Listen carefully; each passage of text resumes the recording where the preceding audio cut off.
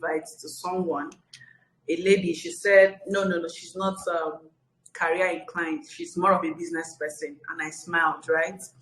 Because I found out that, why did I smile? I smiled that because people tend to separate this business thing from career. Now the question is, let me even ask a question to everybody here, right? If you can hear me, respond. When someone says, I am into career, I am working in an organization, can you hear me? Please respond. You can drop the chats. If someone says, I'm working in an organization, I'm into career, I'm a career person, the question is, that organization the person is working, what does that organization mean to the owner? What does the organization is to the owner? To the person, to the employee, the organization is her office. Then let me ask the question, that organization, what is it to the owner of the organization? Can I get responses, please, so we can run?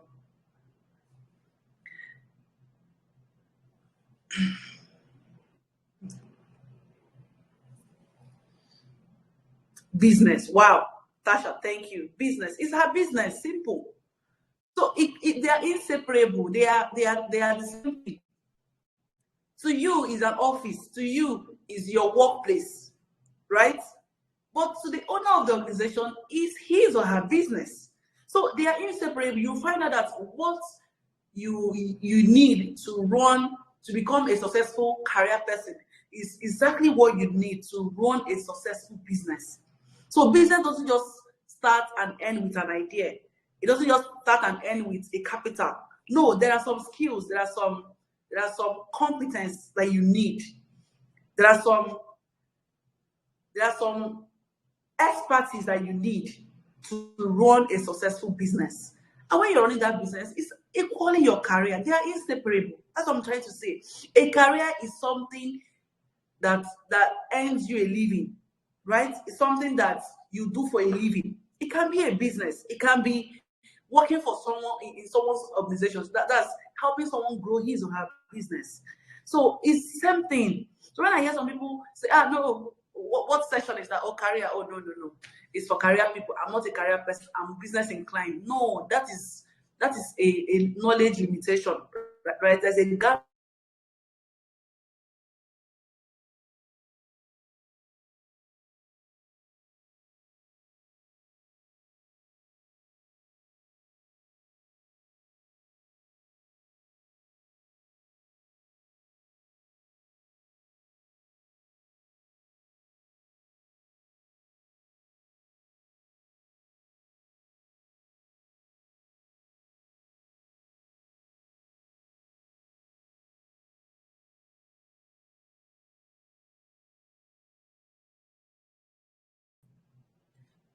Can anyone hear me? Can anyone hear me? My network dropped. Can anyone hear me? Okay. Thank you so much for your responses. So yes, I got your responses. Thank you. So career is a vocation, is your profession. It's something you use to earn a living. It's a place where you go to every day to earn a living. It doesn't have dropping. I can't explain it. Can you hear me now? I don't know why my network is dropping. Can you hear me? Satan, we bind you over this network. We bind you. Take your hands off. In the name of Jesus Christ. Amen.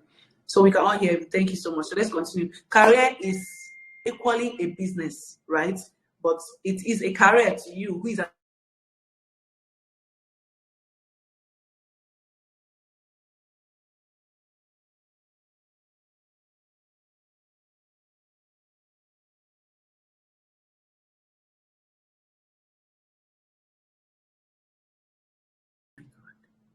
Blessing, can you respond? I don't know why my network is dropping. Can you unmute and respond if you can hear me, please? We can hear you. Oh, thank you. Thank you, Madonna. Thank you so much. I appreciate that. Okay. let's continue. So I'm talking about different career development model, right? So all this, what I'm talking about in essence, forget the grammar. What I'm talking about is the place you can start, the things you can do to begin, right? The greatest thing to do for someone that is seeking a career, that is seeking a business, is to start somewhere, right? Start with that idea you have. Start with that idea that is dropping in your mind. Start with that leading you are getting in your heart to, go to a place to apply and all of that, or start up that business, right? So the first thing is to examine, is to examine yourself first. Analyze your interests as a person. What kind of things you like, right? What are your strengths? What are your weaknesses? What are your skill sets? It will help you to choose and develop a career appropriately. I understand passion, right? I'm not talking about chasing your passion now. It's quite different. There are two things you can do. So these two things you can do are for two different people, two different category of people. There are people that are well financed, right? They have the capacity, the financial capacity to pursue their passion. That is on one side. Then there are people that need finances to pursue their career, their passion. So if you're on the first aspect of it, that means you already have the financial capacity to pursue your passion. Wonderful. I mean, that's what everybody wants. We all want to do something that makes us happy. We all want to do that thing that gives us this energy that we cannot explain. It's wonderful to start from there if you already have the capacity to pursue your passion. But if you do not, you can do something that will assist later on to pursue your passion. Are you following? Someone can unmute to respond, please. Yeah. Okay, thank you so much. So, assessing yourself, analyzing your interests. I'm not just talking about your passion. I'm talking about the things you're good at doing, right? The things you like. Passion is part of it, but don't limit it to your passion. So you can start from somewhere. The whole idea is to start from somewhere. So you assess your strengths, assess your weakness. So for someone like me, I am a lawyer by training, right? And I can tell you for sure that advocacy is the thing for me, right? Speaking up for people, fighting for people, seeing people get transformed is the thing for me. That's what fuels my energy. That's it. If it has to do with this, I'm ready to go all out, volunteer free of charge and all of that, just to find joy in that thing I'm doing. I am that kind. But then I still have other things, other skills aside these things I've mentioned. I have skills like public speaking. I am a trainer. I am a coach, right? I have intellectual capacity. I don't know if you understand. So I have a certificate, a degree, a law degree. These are the things I have, right? These are my interests, the things I have, my strengths. A law degree is part of my strength. It's not a weakness. It's something I added, it's a feather. So these are the things I have to check when I want to start. So let me not go for myself. Let me go for someone that has not gotten to this level. So it could be a school leaver, right? What you have in your hand might just be that certificate, that's O-level certificate, right? What can you do with it? I mean, you can start somewhere. There are some jobs that you can get with O-level. Yes, it doesn't have to be a degree certificate. So what I'm trying to say is examine yourself, because where you are is definitely different from where I am. Where I am is definitely different from where another person is. So I will not use another person to assess myself. I have to assess myself first, examine myself, know what I have and what I don't have at the moment. This will help me to go after the things that I need for the next level, right? So trying to use another person to examine myself or check myself out is like shooting myself on the leg, because it won't work, right? It will be me copying another person, which will not get me anywhere. So the best thing to do is to examine myself. Then after that, set a vision for yourself. Have a vision. Even the company you desire to work in, they all have visions. They have 5 years plan. They have 10 years plan. They have 20 years plan. So what plans you have, what vision do you have as a person? Even if you're not pursuing your passion at the moment, you want to work out something to create some level of financial capacity to be able to take care of yourself and then pursue your passion. yes, this is where you are, but you have to have a vision. You have to tell yourself, okay, for the next 5 years, for the next 10 years of my life, I'm going to do this thing. Yes, it's not my passion, but I'm just going to do it. I'm believing God, I'm trusting God by the next 10 years, by the next 5 years, I should be able to have this level of exposure, this level of money coming from salary and the incentives that come from the work. I should be able to have this. I should be able to, so by the time I'm done, like 3 years, 4 years, 5 years, according to your vision, according to your plan, into this job, into this role, I should be able to pull out and then focus on that thing that fuels my energy, which is my passion, to go after it. So have a vision for yourself, set targets for yourself, aim at something. I always tell people that once I join an organization, I tell myself when I'm going to leave that organization. It is something I do. The first day I step into my foot into that organization, I already know the day I will leave. Yes, but voluntarily, because I have plans. It's not because I'm a proud person, or it's not because that place is no more conducive and all of that. It's not because the place is no longer exposing me to opportunities. No, it's according to my vision, right? It's according to my vision. So I know the level of the amount of years I'm supposed to put into a place, and then pull out at the right time according to my vision. Not, I don't know, has my video been on? Can someone It's big respond? and it just turned on right now. Whoa, it has not been on. So sorry. Is it on now? Is it still on? Yeah. Okay. Thank you. So have a vision for yourself. Don't do it because of me. Don't come to a place, even if you are a full attendant in a police station. Don't limit yourself because your co-worker, your colleague there intends to stay there and save up to 10 years to be able to start a business, or stay there to train her to help send money home to assist the home, or stay there to train herself in school. Please, everybody, just mute your mic so we don't have interferences until you want to speak. So a colleague can stay there to fund her education. Don't go there, and because she says she's going to stay there for the next 5 years, because she's on a 5 years course, she's going to stay there for the next 5 years, and then you change and tell yourself you're going to stay there for the next 5 years. It means that you don't have vision. You're not a visionary. You're not a vision person. You're not a visionary. You're just anything goes, anything, anyhow it goes, right? And such a person, by the time you realize it in life, you've wasted years, you've wasted efforts without achieving anything. So experience is a must. That's the third thing. I've mentioned examining yourself first, setting a vision, that's having a quality vision. And then the next thing is experience is a must. In as much as we all aspire for big things. I mean, one of my life principles is to dream big. I dream big. If you're around me and you're talking, I might have to excuse myself. That's the truth, because I dream big. And when I speak, when you look around me, I might not even say any of those things. But to God be the glory, things I talked about 5 years ago are already happening in my life. Right? That's the power of vision. So I don't know what you're seeing, I don't know what you're saying. Right? If you need to see it to say it, it's no longer a vision, it's a reality. Someone captured that. If you need to see it to say it, it's no longer a vision. It is your reality already. So you don't need to see it to say it. If you say it without saying it, that is vision, right? It is somewhere you're working towards. It is a vision because you're no longer there. You're working towards getting there. So experience is a must for someone who has vision, right? You need experience to get there. I mean, the gap between you and that place you want to be, it's a matter of knowledge, it's a matter of experience, it's a matter of skill, right? And then time for you to get there.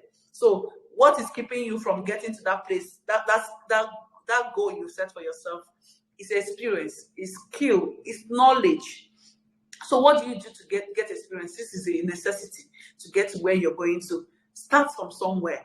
I've already said it. Throughout the course of this session, I will keep talking about starting from somewhere. Just start, right? You can start as a beginner. Nobody came into this world perfect. I mean, nobody started off his or her career on a perfect level. No, you start as a beginner. And I mean, you're allowed to learn on the job. You're allowed to learn on your job. So attach yourself somewhere. It could be a company, it could be an industry, it could even be Polish Ladies International. Trust me. You can volunteer to join us. It's open. You can indicate interest if you want. But what will this thing do to you? It will give you experience, right? There are times that I chose to work with a company that wasn't paying much because of the exposure I was getting. I left a company that was paying higher for a company that wasn't paying much because of the level of exposure I was getting in that company that was paying less. So I found out that if I'm supposed to monetize the exposure and the experiences that I was getting from that company that was paying less, it is way higher than the company that was just paying me money without exposures, without deeper level of experience that I needed. So experience is a must. Attached somewhere, you can even volunteer to join a workforce, right? People here at Politicians International, we have a group of ladies that make this conference work. That we are here having a conference. Some people put it together, starting from creating the flyers, coordinating the meeting, reaching out to the facilitators, organizing this meeting. Many ladies, they are here, they are listening to me, they are part of the team that put it together. So if on the long run, tomorrow they find themselves in a place where they need to coordinate a meeting or run a project or coordinate an event, I mean, you and I know that it won't be a struggle for them because it's something they've done it in the past, even on a volunteer level, right? So if you're going to be paid for it, by all means, grab it. If you're going to volunteer and you have all the time, grab it. Sometimes the value that you get, not just sometimes, most times the value that you get is not monetary. It's not always monetary. It doesn't have to be in cash, right? It could be in experience. So the fourth thing is nurture your advanced skills. Nurture your advanced skills. What do I mean by that? You have a skill in writing, for instance, and it could be at a beginner's level, right? What do you do to advance it? What do you do to nurture it? Is to advance it. This can be by joining a training, enrolling for a certificate, for a conference, just to polish and advance that skill that you have. It could be a speaking skill, like you're the kind of person that is good with public speaking. What do you do to enhance this skill? Join seminars, join academic program, conferences that will give you the avenue, the platform to improve on this skill. I don't know if you can hear me. Let me not. I don't want to keep flying without getting responses. Can you all hear me? Yes, we can. Okay. Thank you so much. So let's run. So this is one of the ways you can get this is your skill, advanced.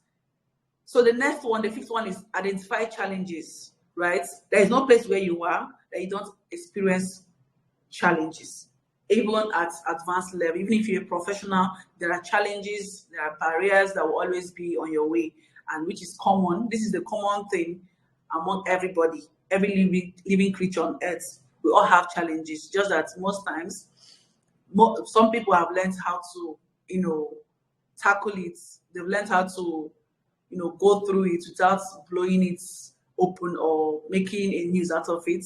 Why some people are not used to handling it, so they just put it out there, only for you to know that they have challenges. Does not mean that those people that are not talking, they do not have challenges. They do have challenges. So you just have to learn how to tackle these challenges, right? It could be by learning a new skill. I'm telling you that wherever you have problem, wherever you have challenges, wherever you encounter struggle, in the course of your career, and the course of your business, is a knowledge gap, is an experience gap. Yes. So it's a skill gap. So you can always tackle these challenges, these barriers in the course of your career or business by adding a new skill, adding knowledge to what you already know. That's all you need. So, for instance, I see my daughter sometimes trying to she's struggling with doing things on her own and all of that. All she needed to do was just to press the button open before dragging. But she goes ahead to drag because she does not know there's a button you have to press. I'm talking about a car door or something. So the issue, she could just stay there. Imagine her saying that, "Mommy, he cannot open. I cannot open the door," like she always said. "Mommy, the door is locked. It's hard. I cannot open it." I just say, "Let me see." And once I look, I notice that the door is locked. So it's not open. That's why she's struggling to open it. So when I get there, I open it and I tell her, open the car. And she'll open the door and it will open. So the difference between she at her level and myself at this level, is knowledge. So I'm aware there's a car lock that makes it locked.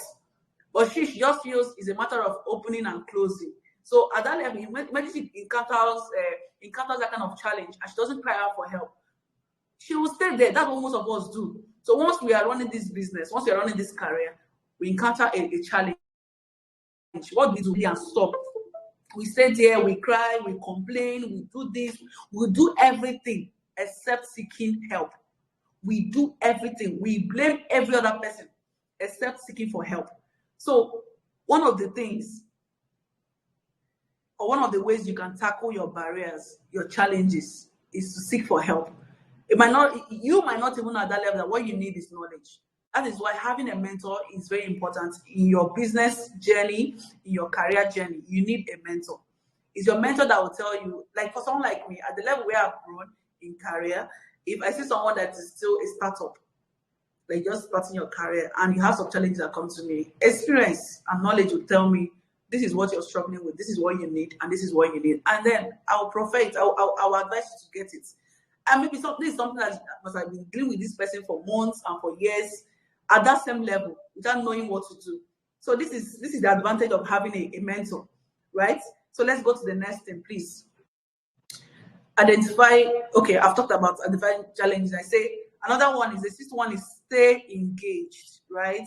I don't believe in staying at home and doing nothing. I don't believe in it. I don't believe in it. I by God's grace, not by my grace, by God's grace, I've been able to stay at home at some point in my life for how many months? For 8 months because of COVID, and I was losing it. I couldn't deal. It's so hard for me to stay idle, doing nothing. So one of the ways to grow and develop your career path is to stay engaged. Don't just stay on your own. No man is an island. Stay connected to friends. Build a community of friends who are going the same way you are headed. Don't stay on your own. Whether you are new on this path, whether you're a professional, stay engaged. It cannot even be on social media. Because we go to social media just to scroll down and get the latest gist about Davido and Blessing CEO and all of that. But many of us can actually go there and get engaged and know what the word is saying. We're in the world of technology. A lot of things are going very fast. You need to even stay engaged to know what job is relevant in the next 2 years. There are some jobs that will be relevant in the next 2, 3, 4 years. So you need to stay engaged to even know what the marketplace, the workplace is talking about, what it needs, the new skill that is needed in town, the kind of skill you need to add to your skill base. So you need to be engaged to know all these things, right? It's a continuous engagement. You don't just go draw some water, then you go back, and then in the next 6 months you're out again, and in the next 1 year you're back, and when you go back to your career, it's 2 years gone. I mean, when you're coming back redundant. You're not up to skill with you're not up to speed with your skill, right? So when everybody's talking about something new, talking about the new tech in town, talking about the new means and ways of doing things, you're still trying to refresh your memory. So one of the ways to develop your career is to always stay engaged. It doesn't matter even if you're out of job at the moment. Trust me, it doesn't matter. There are some platforms that can help you know what the workplace is saying part time. So just skillfully use your data and stay connected. Stay connected to what is relevant to you. Not every gist that is flying is relevant to you. It's not.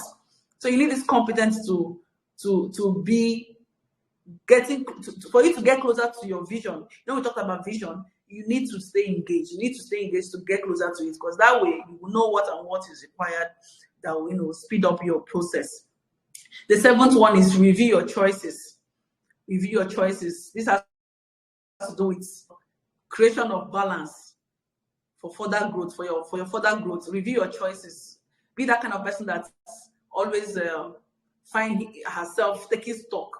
Take stock count. Don't just run and run and run. After 1 year, after 2 years, one of the things I do during my leave days, when I take leave, is to survey myself, is to review my journey so far. I take my time. My leave days are usually times that I do some work. It's not actually leave, because I continue to work What did I now do? I do things that are pertaining to my personal growth. I review my journey so far. I tell myself where I've gotten to, the things I need for the next level. Coming back to work, what do I need to improve on, right? To improve on my professionalism. You need this thing, right? So don't just run like that. Even after every year, we all do this goal setting, right? You can do it for yourself at your journey. Set small goals for yourself. Tell yourself, tick some boxes. Yes, be kind to yourself as well. Learn to tick some boxes for yourself. The places you've gotten better on. Okay, so these are the 7 career model the things you can start doing now to develop your career in case you've not started, and even if you've started but you want to advance. These are the 7 points you can actually look at. Then I'm going to talk about this 7 competencies of a career woman. The things you need, the skill set that you need to be, a career woman, to be a successful career woman. Yes, it can just be a career woman without being a successful one. So I'm talking about being a successful career woman, because everybody in the workplace are not headed to same destination. They're just people that are there to be able to foot the bills at home. There are people that are there to be able to, answer a name for themselves. There are people that are there to be able to create an impact. They are there to be able to grow, to help grow the organization they find themselves in. So it depends on where you are. That's why when you come into a workplace, I understand having office party. Yeah, I understand all of that. Being close to a colleague at office and all of that is okay, it's fine. But you should be able to know that, hey, you came here and met this person. If this person's goals and career aspiration is not aligning with yours, you might just have to know where to draw the line in your relationship with this person. This does not mean that you will not be nice to people, you won't be friendly. I mean, you need it in the workplace. One of the skills you need actually to thrive in a workplace. So one of the skills is communication skill. I always tell people, I was working with a couple who was under me a few months ago. Her POP was just in October, so she's no longer with me. I was telling her that for me to say that you've communicated, for me to say that your communication is complete, is that you spoke to me and I understood what you said. Are you here with me? Can you all hear me? Can you still hear me, please? Yeah. Oh, thank you. So for me to say that your communication was complete is that you spoke to me and understood. So I always tell her that communication is not just the words that you utter. It's not just the words. It's far beyond the words. It's the body language. It's the tone of your voice. These are part of communication. So to even break it down, communication, the words that you utter is just barely 30% out of 100% of what makes up communication. Your body language, the tone, the facial expression contributes 70% of your communication. So that's why people, have you seen a deaf and dumb, a deaf and dumb who can see you do all the signs? You are not uttering words, but they can understand. It means that those sign languages, the body languages, contribute % of your communication, which is adequate, which is sufficient, right? So you can even communicate without uttering words. Yes, I've seen people where I can sit here and then I will just signal you, tell you something with sign language, and you understand from there. Have you wondered why it's like that, even without hearing me speak? It's because communication is far beyond the words that you utter. It's the tone that you use to speak. So someone can just say, people keep misunderstanding me. I didn't mean like that's the way my voice is. No, my sister, that's not the way your voice is. That your voice is like that is not communicating effectively. So people tend to ask you, are you okay? This one you're sounding like. Say, I'm okay. Oh, how am I sounding? No, your voice is saying something else. The tone you're using to speak is saying something else. It's not communicating effectively, not communicating your mind, your intention effectively. So you can begin to work on this. It's a skill. Why is it a skill? It's something you learn and you nurture and then advance in. So communication, you can't even be saying I love you when your body language is saying I hate you. I don't know if you understand that. I don't know if you hear someone say I love you, you'll be asking the person, is it from your heart? Do you really mean it? Because what the person is hearing is beyond the words of I love you that you utter. It's beyond it. So your body is saying something else. So communication skill, you need it because this is something that you use every day at home, as a sister, as a mother, as a wife, as a roommate, as a colleague in the office, as an employee, as a business person, relating with your clients, talking to your customers. You need to communicate effectively. So communication is an important skill that you need.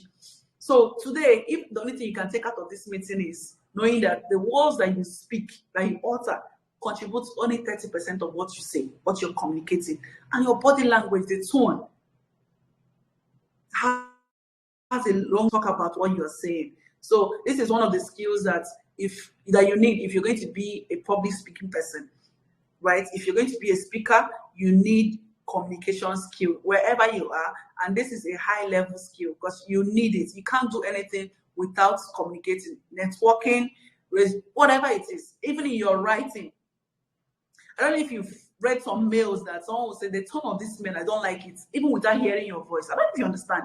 So someone can actually understand you through the tone of your mail, what you write down there, right?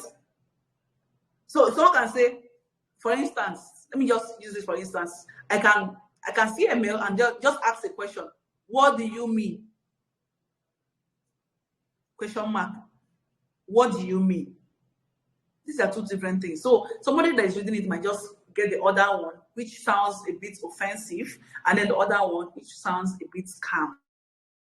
So it's how you put it. So being a professional, one of the things you need to advance in your career is to be able to put your communication well. Whether you're speaking, whether you're writing, make sure you convey the message to the next person appropriately, so they won't misunderstand what you're saying.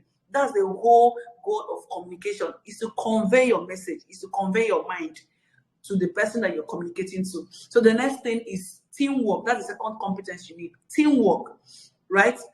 No man is an island. No man is an island. Even as you are in your family, you are a part of a family. So if you're in a workplace, you are a part of a team. The way the workplace is structured is that we have teams, different teams. So it's something you must learn how to do. You must learn how to be a team player, right? You can't just be running on your own. It's one of the things that the organization look at for, right? Even from interview asks you whether you're a good team player, because it's needed in the workplace. Nobody runs on their own. It's a business. It's a chain of operation. So you are either in this team or you're in another team, but you must be identified with your team. You cannot be on your own. You cannot stand on your own. So there are people that, when they give a task as a team, you want to just do it on your own and send and collect. There are people that are good at collecting the credit. They say, let me just do it first and send it. Maybe you want to send it to your line manager. You're talking about, sir, find attached what I have been able to. The word I does not exist in a team. The word I does not exist in a team. It's we. So when you want to communicate, you say we. I work with the legal department as I speak. I'm one of the lawyers of the company where I work. No matter the work that is being asked or pushed to me to do, or to the team, once we are done, whoever that is sending it out, we're just a team of 3 lawyers, right? Once we are done, the one that the request was made directly to, or whoever it is, once you're done, if you're doing that mail, please find attached. We have been able to. It's always we, right? Nobody takes the glory.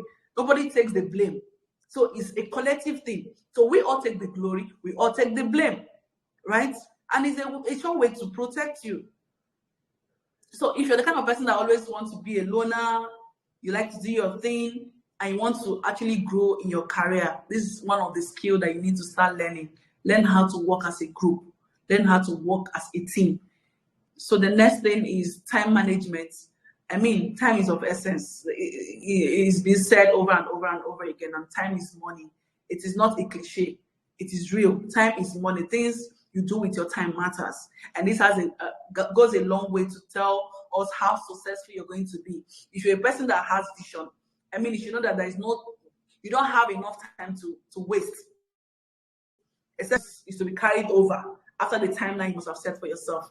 You need to be able to manage your time, right? Manage your time. Have a way of prioritizing the things that you need to do, so you won't have gaps as a person. Even on a personal level, even in your career, you need to know how to prioritize the things that your actions, so you don't have gap. And this goes a long way to tell you or show how you manage your personal life. If you're a married woman, manage your family, your children. The demands are there. That you're a career woman does not mean that you automatically not be a married woman. That you're a career woman does not mean that you automatically not be mommy. As I am here speaking to you, I have somebody, mommy, by the corner. So because I'm a career person does not mean if I come out and say, please, your mother is a career woman, go find something. It doesn't work. So I should be able to prioritize my actions and know what comes first and what comes last, right? These are the things that will help you to make advancement in your career journey. So you should be able to prioritize yourself, tell yourself you're giving yourself this, that. You should just have personal principles that guides your time management, right?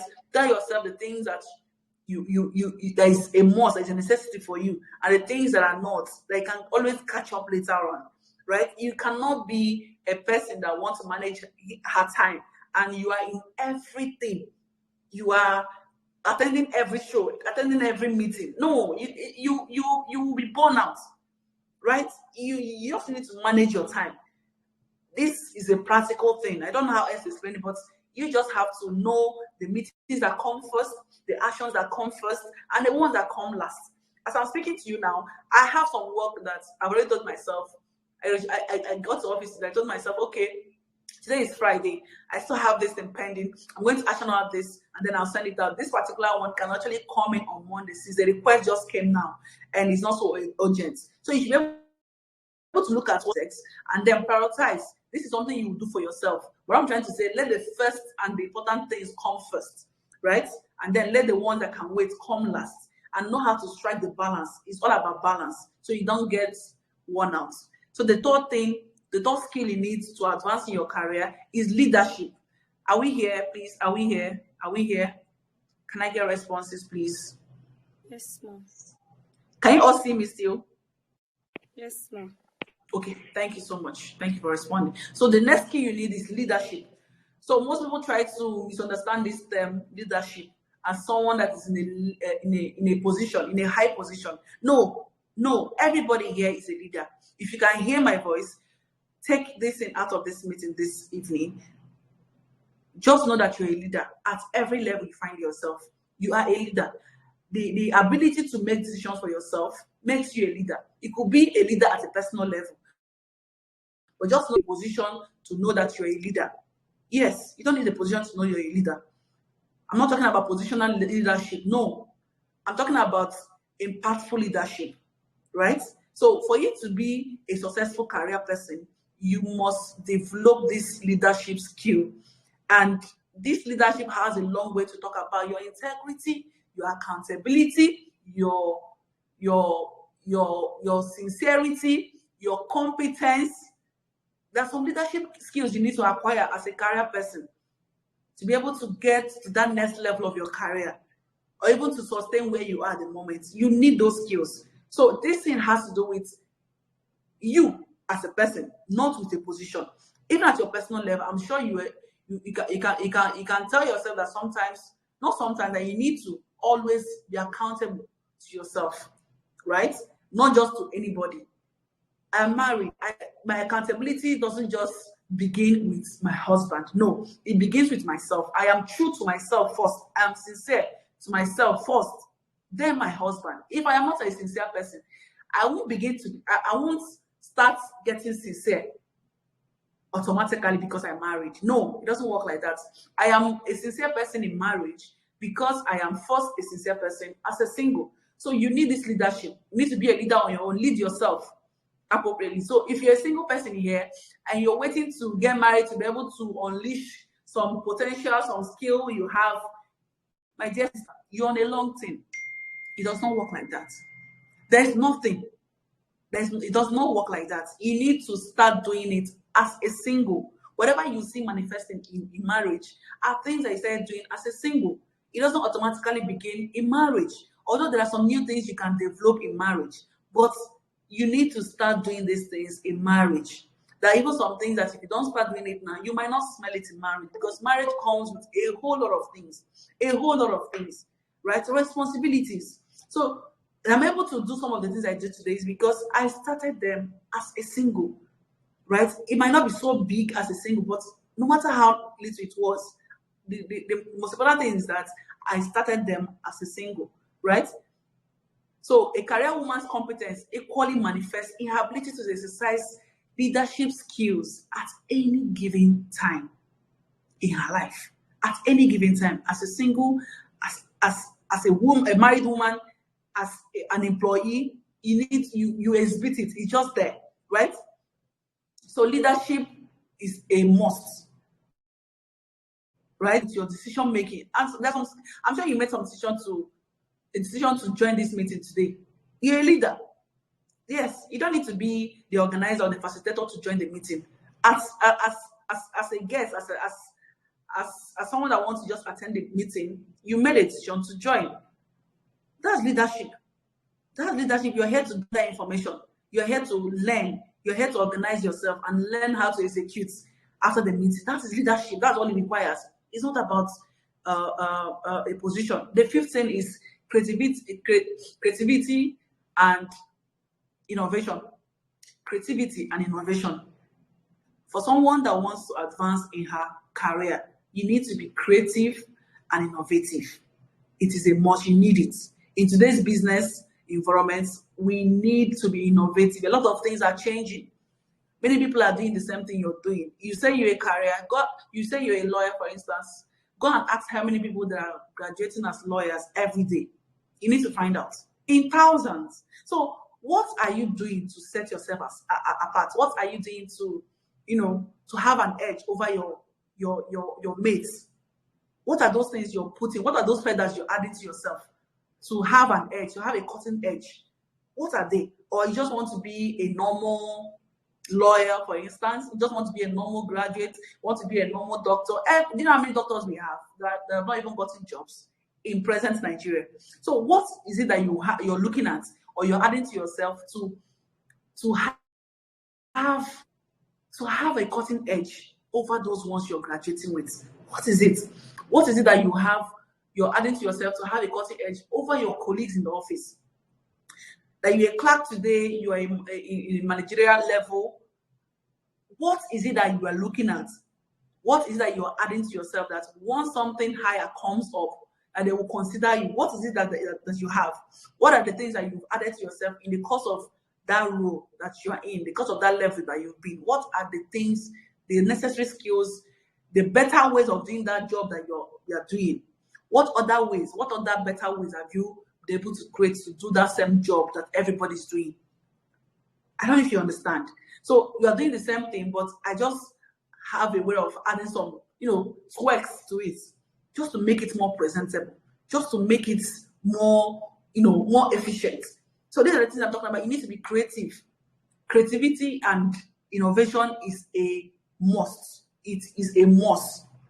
You need to be creative in whatever you're doing, whether you're a business person. There are people that are selling pap. Do you know that many people, for instance, let me even use something as small as pap. Small, sorry, it's not that small, but let me even say small as pap. There are people that are producing that pap, but there are people that have gone ahead of others just to put that pap on the map.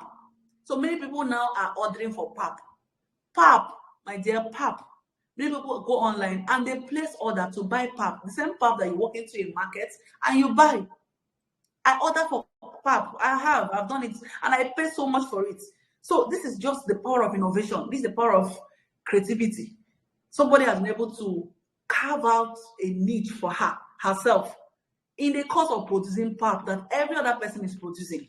So that's what I'm talking about. So in the course of what you're doing as a career person, what other ways, what better ways are you using to do that same thing? The sixth thing you need is emotional intelligence. Please, can we mute, please? Can we mute, please? Who's this thing is on? Is a bit distracting for me, please. Can you all hear me?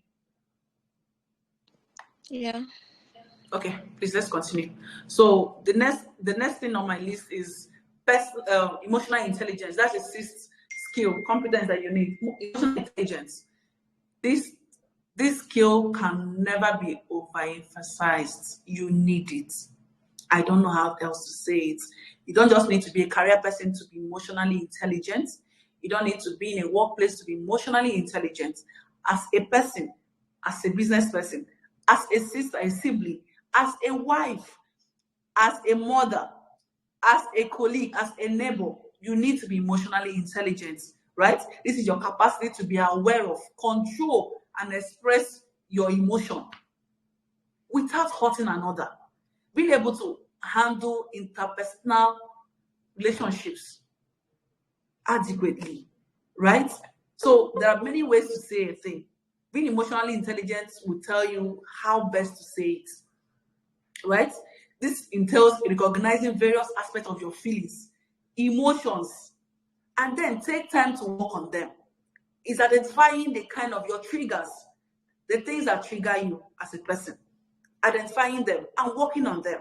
So if you know you're an angry person, and once you get angry, you lose your temper, you tend to lash, you don't communicate effectively, like I said before. You're saying one thing, but the tone of your voice and your body language is saying something else. You need to work on it. You need to work on it. You need to be able to tell yourself, identify the weakness first of all. You begin to work on it by identifying your weakness. So once you identify it, you just know what to do to avoid the triggers, right? So if someone says, you spoke to me like this, you spoke to me like that, you said things to me, said hurtful things to me, and your only explanation is, sorry, I was actually angry. It is not an excuse. I'm so sorry to say it. It's not an excuse to be angry and say hurtful things. That you're angry is not an excuse. Get to a point where you work on yourself, because no matter how angry you want to get to, or no matter how triggered you can get, in a workplace, you can't just talk carelessly because you're angry. A lot of things will get you hurt. A lot of things will get at you in a workplace. You will have annoying colleagues. I mean, if you have a boss that is annoying, what would you say? I always tell people that no matter how much you want to complain about your boss, how wicked and how mean your boss is, I always tell them, is your boss as wicked as Nebuchadnezzar in the Bible? This is a man that the Bible described in a way that I have never seen a man fit into that description. But guess what? Daniel was able to work with such a man. I've been reading the book of Daniel lately, and I even realized that Daniel didn't just work with Nebuchadnezzar. He worked with his son when he emerged as king. So what is it that Daniel had? What was that thing? What was that thing that he had that he was able to navigate in Babylon, to work with Nebuchadnezzar and then work with his son? That means he was emotionally intelligent, because Nebuchadnezzar, the Bible said he was a heathen. He does not know God. He was a wicked man.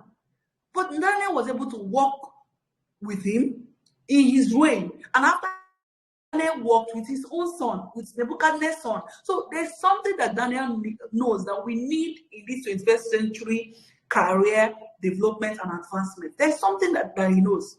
So emotional intelligence is a must. You need to be emotionally intelligent to be able to work with people, even in church. It's not just in the market, it's not just in the workplace or in the marketplace. Even in church, you need to be emotionally intelligent to be able to cohabit with people, to coexist with people, right? You have a roommate that is annoying, that gets on your nerves and you're complaining. You have a spouse that is annoying, that gets on your nerves and you're complaining. You have a colleague in the office that gets on your nerves at every given opportunity. There's something you need to know. I'm not trying to excuse their behavior, getting at you always, even for nothing. I'm not excusing it, but I'm more concerned about you working on yourself to the point where whatever they do does not make you lose control of yourself. You're in charge of your emotion. You tell yourself that you don't have the right to make me feel the way I don't want to feel. You can have the right to say what you want to say, behave the way you want to behave, but you don't have the right to make me feel in a certain way that I don't want to feel. That is being emotionally intelligent, right?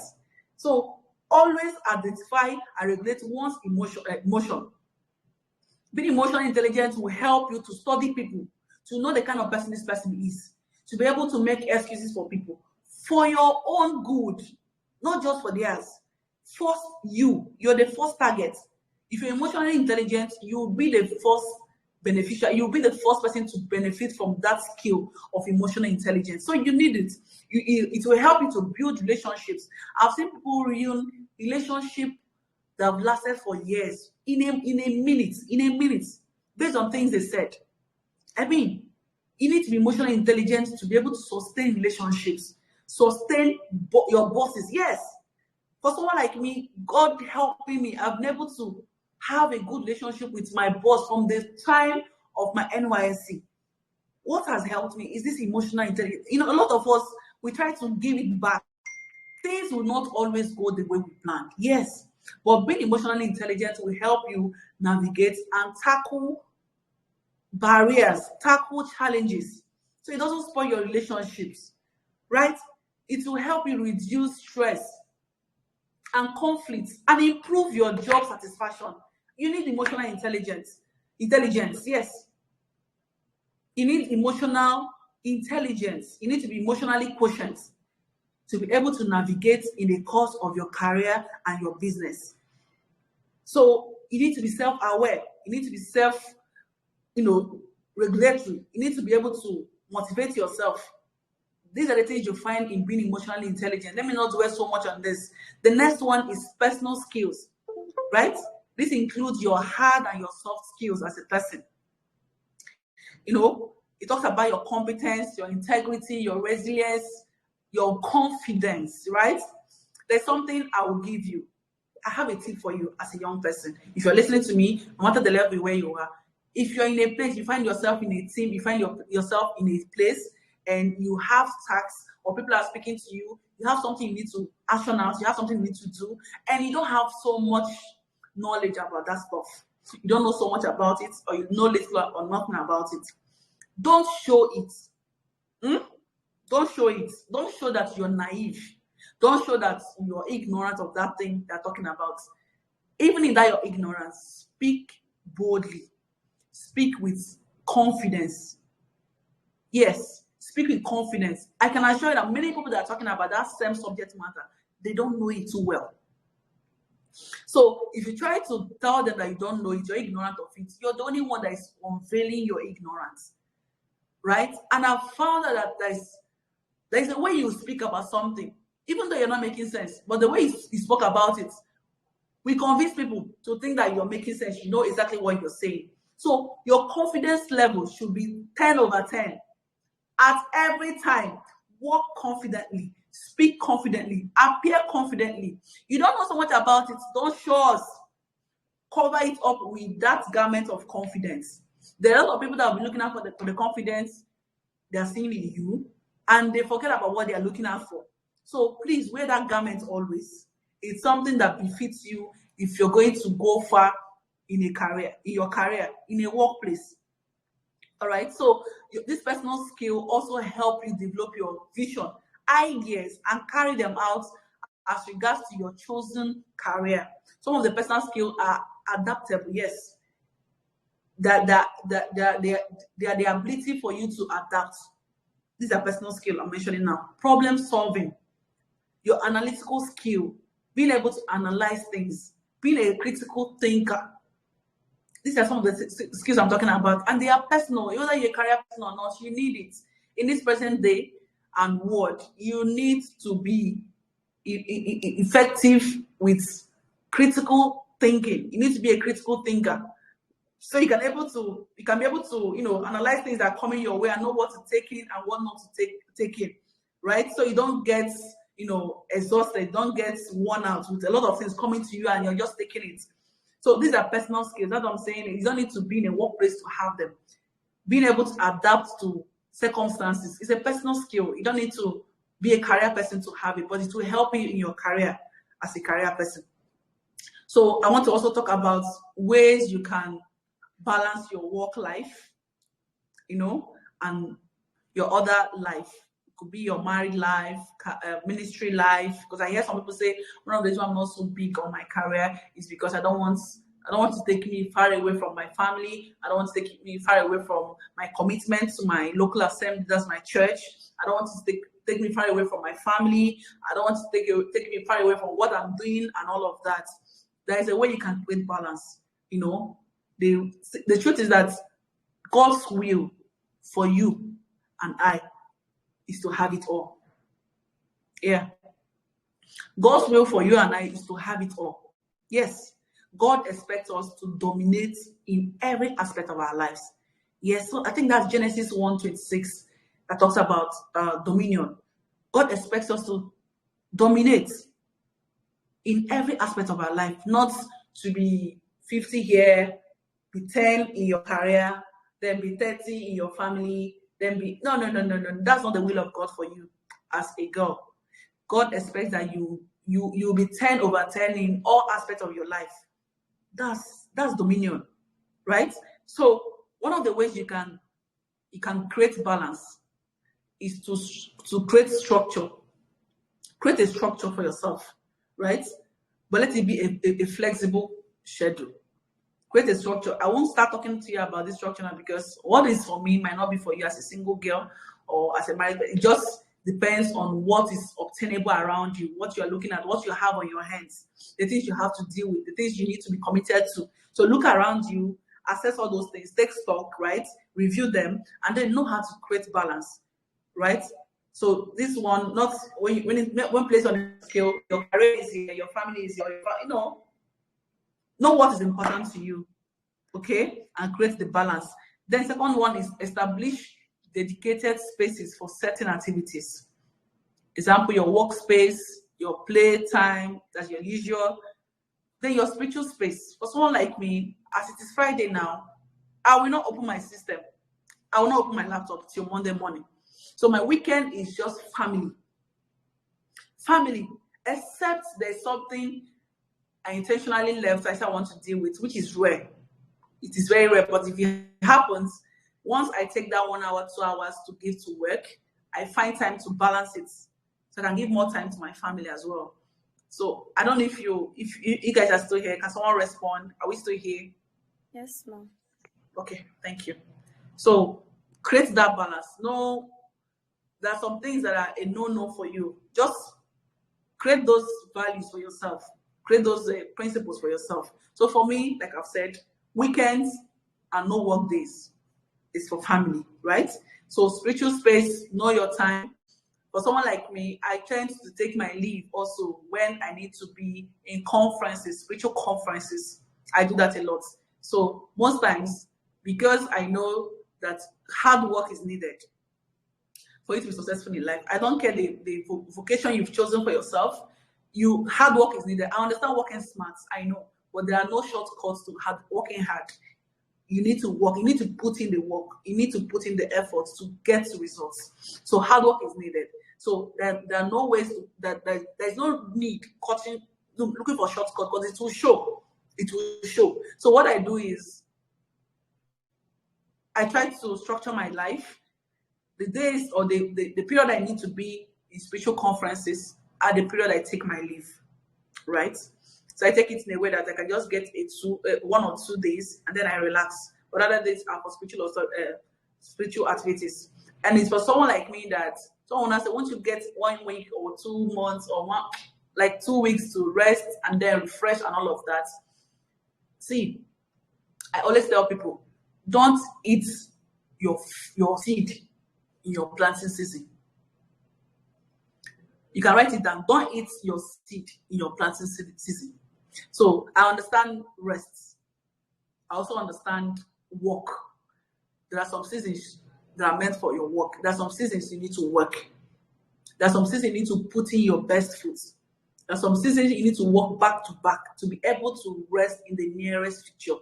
So if you're just eating your fruits now, eating your seeds now, looking at people that are eating their fruits, they put in the work, they worked so hard, and then they are now reaping the fruit of their labor, and you want to eat your seed, you that have not labored, you will regret it. It will show. So I tend to rest, but I don't rest much for now. But I have a period of time, a goal set for myself. That's what I'm saying. This is somehow, because don't use my structure to structure yours. I have my goals, I have my vision, and I've not shared my vision with you. So don't use mine to structure yours. It could just be a template for you to use. But I have my time. I have a number of years, months I want to work. I want to give in my best to this particular thing. So when you don't see me in those course of those months resting so much, don't blame me. I just want to do it back to back, and then I hands off. So if you're the kind of person that have longer time to do that thing, by all means, take your time and rest. So don't structure it with another person's template in mind, right? Just structure it to suit yourself and your vision. So the third thing to do is to simplify your task list into what is the highest priority, allowing for flexibility. I've talked about this before when I was talking about time management. Know how to prioritize your tasks. Know what comes first and what comes later, right? Don't go and do what you can actually do for later first, and then you have gaps on what is urgent and what requires urgent attention. You will have gaps, and it does not tell well of you as a career person, as a professional. You should be able to know what to prioritize and what to keep for later. So the fourth thing is delegate some tasks to others with clear expectations as applicable. Yes, that's one of the things we do here. Yes, I'm part of this team at Polished Ladies, but I don't do it alone. That's delegation. That's creating balance. So in as much as you're trying to help yourself lift some things off your table, you are also raising people to be able to do the same work. So it won't just be only you. It's a teamwork. So it is not a team where it is only you that can do this job. No. It is a team where any other person can do the job in your absence. I told somebody one time, I told her there's something she does for us and she had to move. So I told her, she might even be on this call. I told her that thing you used to do is no longer happening. She tried to explain, man. I told her, you know why? It's because there's a skill in leadership that you lacked. You couldn't replicate yourself. Yeah, you couldn't replicate. A leader replicates, raises people to do that same work. You're not a leader if I come to a place, you're the only one that knows how to do that thing. In the midst of other people, you're not a leader. So a leader should be able to raise people that can do that same work in your absence. So it doesn't, the work shouldn't come to a halt because you're not around. You're not a leader. You are a one-man show kind of person. You're running a one-man show. No, you should be able to raise people that can do this job in your absence, in case you are not around, right? That chapter shouldn't close because you're not around. So wherever you are as a leader, learn to raise people. Learn to help people come up, to a leadership position. So the next thing, I talked about delegation of work. This is how to create balance. So in as much as it helps you to move some gap from actions from your table, it also helps people to rise, right? So the fifth thing is enlist technology to help you. Technology has come to stay. That's the truth. AI and the rest of it, they've come to stay. Use it. Take advantage of it. Utilize it. It is here for you. It is a tool. So use technology. Some of the things you want to start doing manually and all of that, use technology. And it is fast, it is accurate. It is there. You even have the template. Whenever you come, just key in. So use technology to create a life balance for yourself. Manual way of doing things is time consuming, energy consuming. It's a whole lot. So technology will help you create this balance. The system is end work at a certain time. Set boundaries. Like I said before, my work ends on Friday. Once I get home on Fridays and I sleep, that is it for work. I only come back to it on Mondays, except there are some things I personally, which is one-off in a while, I personally say, okay, I'm going to do this on this particular day. And when I do it, I try to create balance of the time I've already taken out to attend to work. Else, work remains where it is till Monday morning, right? As much as a family woman, I do this to create balance, to create time, more time for my family, to create more time for my husband, to catch up, right? So I won't be doing one thing. Remember, we are saying that you're expected to have it 10 over 10 in all aspects of our life. 10 over 10. None should be lacking, none should be missing. So the last on the list, but not the least, is take out time. Take a time out. Take out time to enjoy yourself. Take out time to relax. These days, let me make it openly. I am open for leisure. I'm open for hangouts. If you have things you want me to be a part of, social stuff, please count me in. What I'm trying to say is I intentionally brought out myself for these things to help me balance my work life, right? So you just be busy, busy, busy, busy. You won't have time to relax a bit and you can get burnout by doing this. So create time to relax, do things that makes you happy aside work, have something that makes you happy by the side that you love doing aside work. That is it. So that is it for now. So if you have question, I am going to be here to answer your question. Another thing I want to add before I go, this is exceptional. If you want to go far in your career, you want to have something set you apart, right? That can be seen, but most times might not be explained. You need wisdom. You need wisdom. This is not just for your career. This is for your life. This is for your family life. This is for your career life. This is for your business. You need wisdom. You need wisdom, right? You need wisdom, the wisdom of God to come upon you. There are three. I will explain the major three sources of wisdom. That's how you can get this wisdom I'm talking about. Is by praying, asking God for the spirit of wisdom. Right? Wisdom is a spirit. Asking God for the spirit of wisdom. If you ask God, He will give it to you. That's what the Bible says.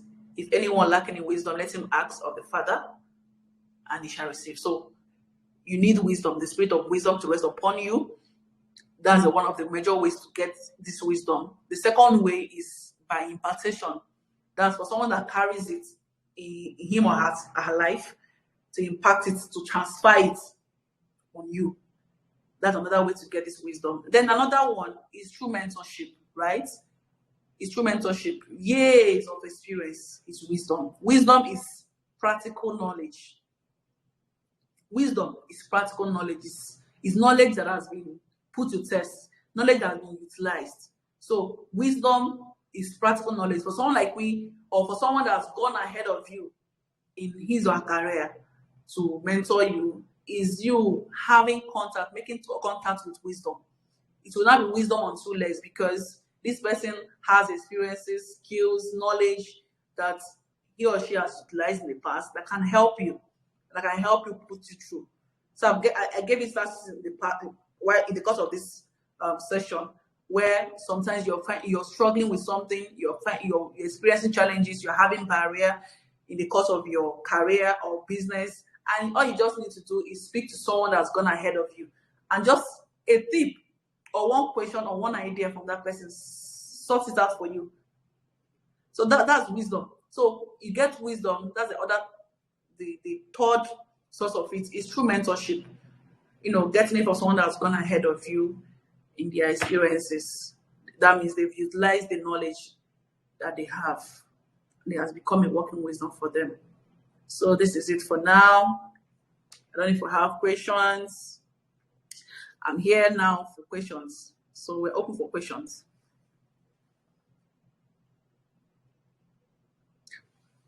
Questions.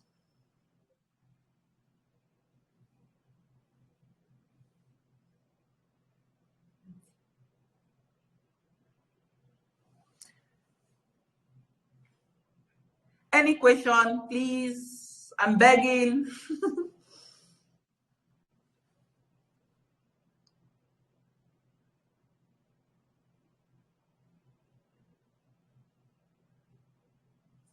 Are we here? Yeah, Joy says she has a question. So can we hear it? Can we get your question?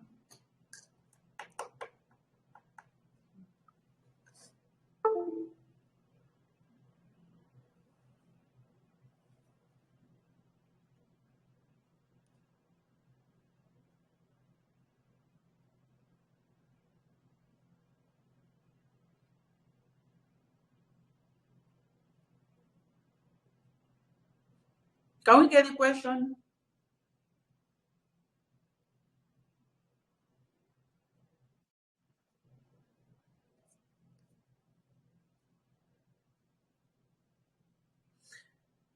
Yes, type it. You can type, you can use the mic, just so we can be fast. Yeah.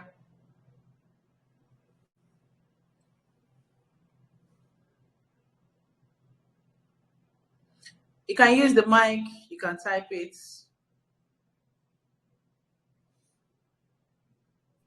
Okay, ma. Good evening, ma. Thank you so much, ma. Okay, ma. I have a question, ma. When you mentioned about the competence that we need to have as a successful career woman, you mentioned that we should be a critical thinker, ma.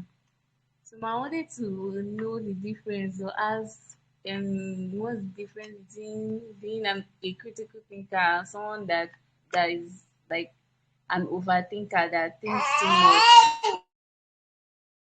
ma.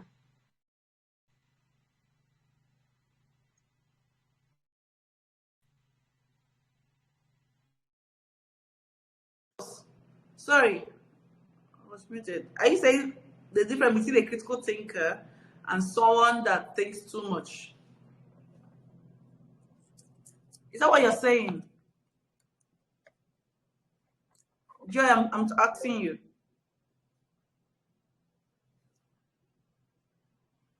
Hello, Joy. Yes, ma. Sorry, ma. Yes, ma. Okay. Like a critical thinker and an overthinker, Okay, I got you. Thank you. ma. Yeah. So, someone that thinks too much could be someone that. Please, can you mute your mic? Oh, sorry, I had to mute your mic. Oh my God. Okay. Someone that thinks too much could be someone that is worried about what is happening around him or her. Could be someone that is just thinking about the happenings around him or her. It could even be someone that is thinking about Nigeria and the economic state of Nigeria. So that could be someone that thinks too much, thinking about things that matters and things that does not matter. That is thinking too much. Too much means unnecessarily. So a critical thinker has a lot to do with intellectual thinking. Okay? If I'm thinking too much, it might not be intellectually. But a critical thinker is someone that thinks it intellectually, that is analyzing things intellectually, analyzing things skillfully, evaluating things intellectually, right? Observing things, reflecting, reasoning, and communicating intellectually. The word intellectually must be there. So, for instance,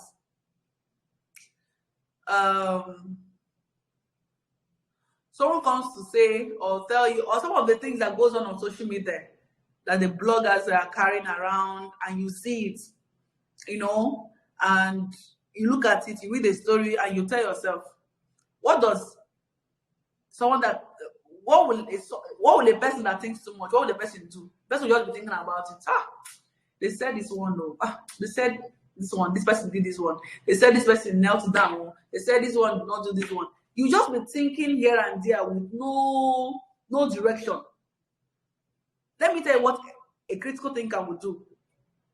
A critical thinker will go out for the facts, look out for the facts, try to analyze the facts, try to get the why out of the facts, try to get the when out of the facts. Do you understand?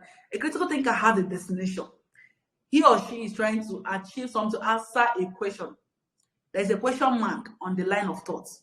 So a critical thinker does not just think about anything. He's thinking to get answers to something intellectually. That is who a critical thinker is. Someone that thinks too much just thinks anyhow, whether it's something that concerns the person or not. You're just thinking about the whole thing. Something is happening to your neighbor, you're thinking about it.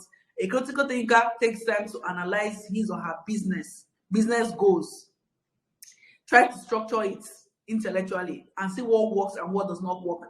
A critical thinker takes review, takes stock of how the year went, and try to make amends where required. A critical thinker takes stock of things on how he or she has gone through the year, or he or she has been able to do a business, and try to do or review or bring in what is a needed skill at that level of business. a critical thinker, like I said, seeks to solve a problem intellectually. Why someone that thinks too much can be thinking about anything religiously, anything socially, just sometimes you get lost thinking. No pen, no book, no nothing. You're not actioning out anything. You're not trying to solve any question or any problem. You're just thinking about everything, being lost in thoughts for nothing. I hope I answered your question. Thank you. Any other question, please?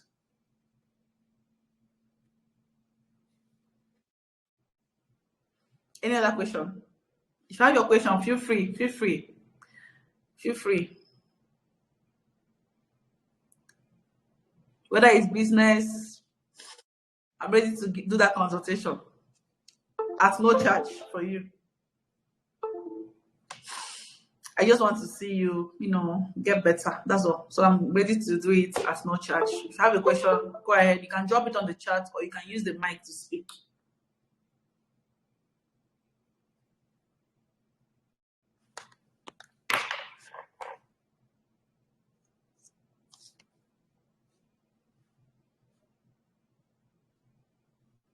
Are there more questions?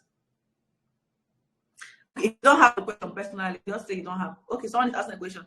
Please, ma, someone who is still a student though in a law field, yeah, and is willing and aiming to be a successful career woman, what can she do to achieve this? So one of the things you can do, I've mentioned it in the course of this class. I've mentioned a whole lot of things. So now you want to be a successful lawyer at the end of the day.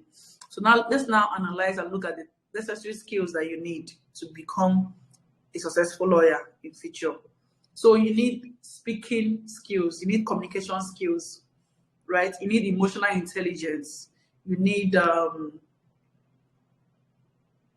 personal skills. So if I told you were part of this class, you would have heard where I mentioned the personal skills, the things that I mentioned. That's your ability to adapt to situations, your ability to keep to time management and all of that.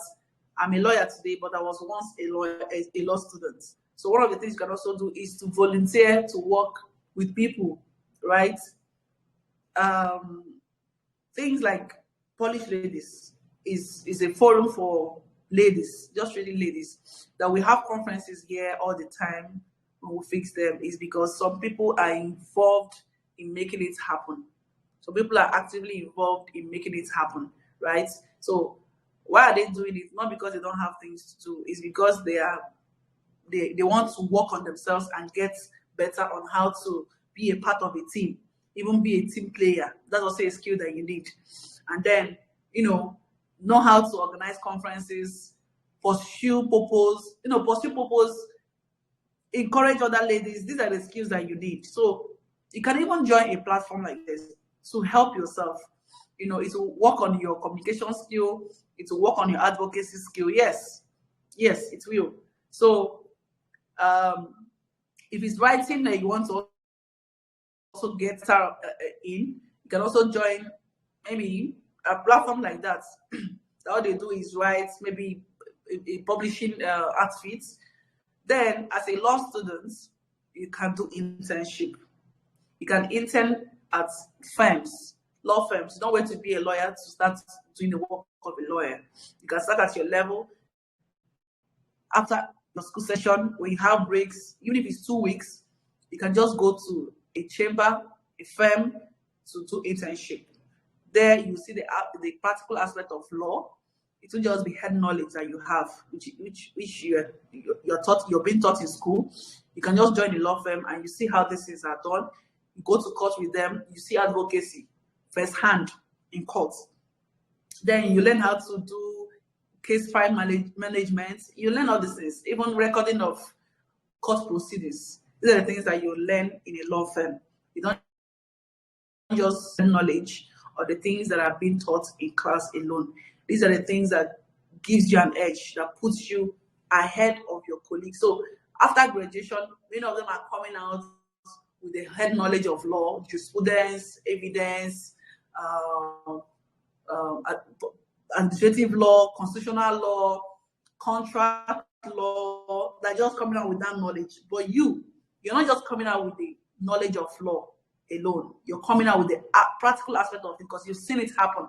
And this will also help your grades in school, because after those internships, you come back to class and they're teaching a lot of things to you. They're teaching you things. It's making a whole lot of sense to you, because you're remembering the things you saw in the law courts, and you're able to apply it to the things, the application, the knowledge, the principles they are teaching you in class. So that gives you an edge over your students. So you're not coming out as a fresher, assumed out with experience. So when others are still trying to get used to case management files, you're already ahead of it. You're learning how to be firm and handle cases on your own because of the things you've experienced in the past in the course of internship.